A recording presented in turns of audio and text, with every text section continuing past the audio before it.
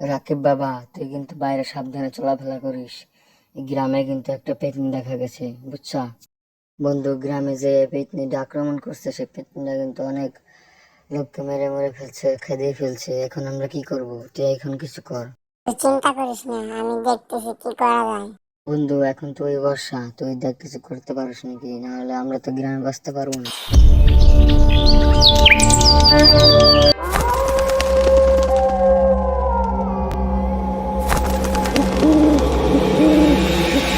এই মূর্খ পেতনি, তুই আমাকে লাথি মেরে ফেলে দিলি। আমি কথা দিচ্ছি, তোকে আমি মেরে ফেলবো। হা হা। পঞ্চায়েত বাবা, এই ভূতকে শিক্ষা দিতে হবে, আপনি এখন কিছু করেন।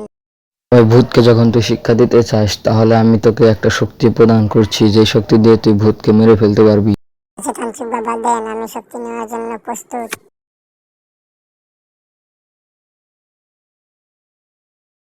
বন্ধু, তুই এখন চিন্তা করিস না, তান্ত্রিক বাবার কাছ থেকে আমি শক্তি পেয়ে গেছি, এখন ভূতকে শিক্ষা দিতে আমি প্রস্তুত।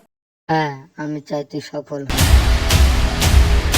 এই ভূত, কোথায় তুই? সাহস থাকলে আমার সাথে যুদ্ধ কর, আমি তোকে যুদ্ধ আহ্বান করছি। তুই সেই মূর্খ ভালুক যে আমাকে যুদ্ধে আহ্বান করলি। তুই পস্তাবি, এখন দেখ তুই কি করি।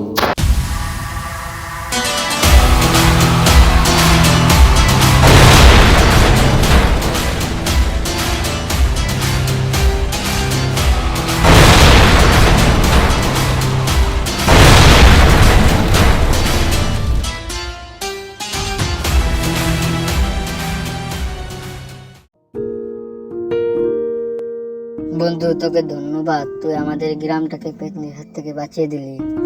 এটা শুধু আমি করিনি, এটা তো তান্ত্রিকের আশীর্বাদে হয়েছে।